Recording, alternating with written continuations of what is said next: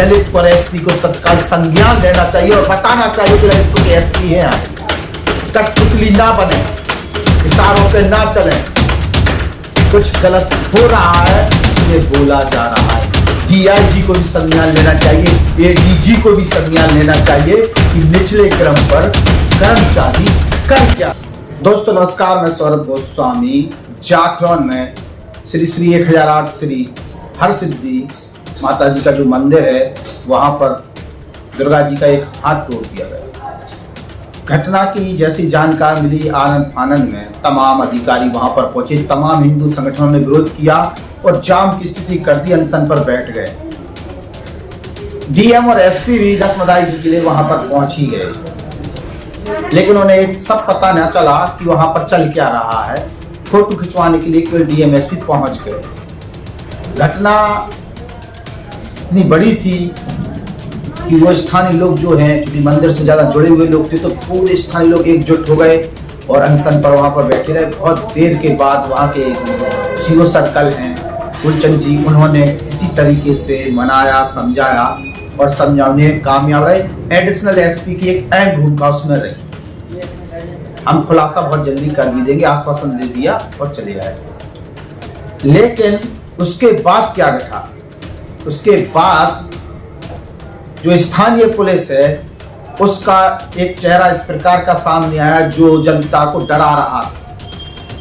आपको बताएं कि चुनाव के पीरियड में जब वोटिंग नहीं हुई थी उसके पहले एक रेड कार्ड इशू किया गया था। उस रेड कार्ड का दुरुपयोग इस तरीके से किया गया जाखरौन क्षेत्र में कि जिनके पास वो रेड कार्ड इशू किया गया था उन्हें परेशान किया गया।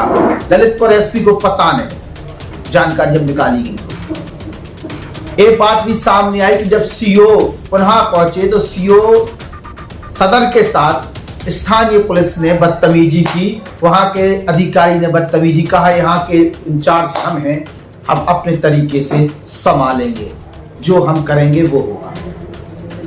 बदतमीजी की बात सामने आई है। स्थानीय लोगों से हमने बात की, वहां के लोगों से जब चर्चा की, चौतरफा दबाव पड़ा।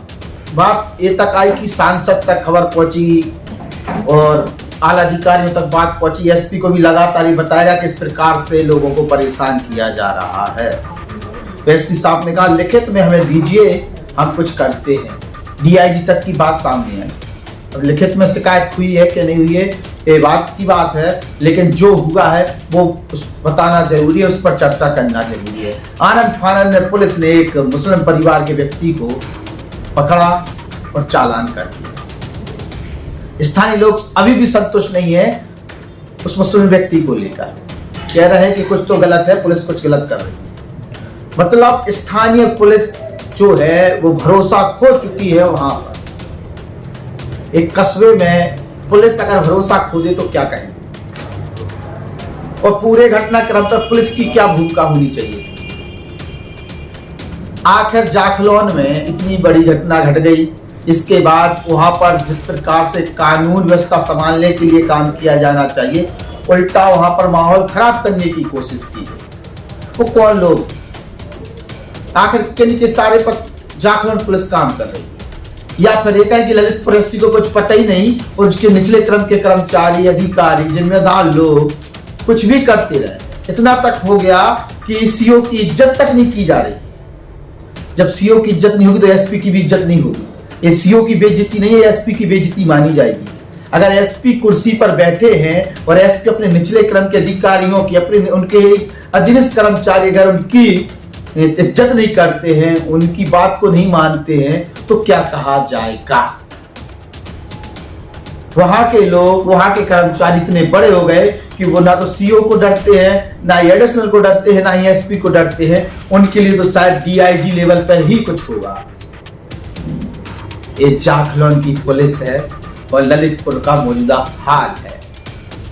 लॉ एंड ऑर्डर कैसे संभाला जा रहा है, अधिकारी कर्मचारियों से कैसे काम करा रहे हैं, और जो घटना घटती है उसकी जवाबदेही पर बात होती है तो कुछ और ही बातें सामने आती हैं।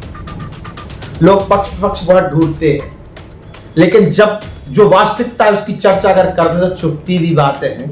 ये बातें भी चुभेंगी बहुत सारे लोगों के लिए, लेकिन जाखलौन में जो हुआ है वो कानून व्यवस्था से जुड़ी हुई चीजों के लिए कहीं ना कहीं बिगाड़ता हुआ नजर आ रहा है। ललितपुर एसपी को तत्काल संज्ञान लेना चाहिए और बताना चाहिए कि ललितपुर के एसपी हैं आप, कठपुतली ना बने, इशारों पे ना चलें, कुछ गलत हो रहा है इसलिए बोला जा रहा है। डीआईजी को भी संज्ञान लेना चाहिए, एडीजी को भी संज्ञान लेना चाहिए कि निचले क्रम पर कर्मचारी कर क्या रहे। नमस्कार, हमारे YouTube channel the Bundelkhand post को सब्सक्राइब करें।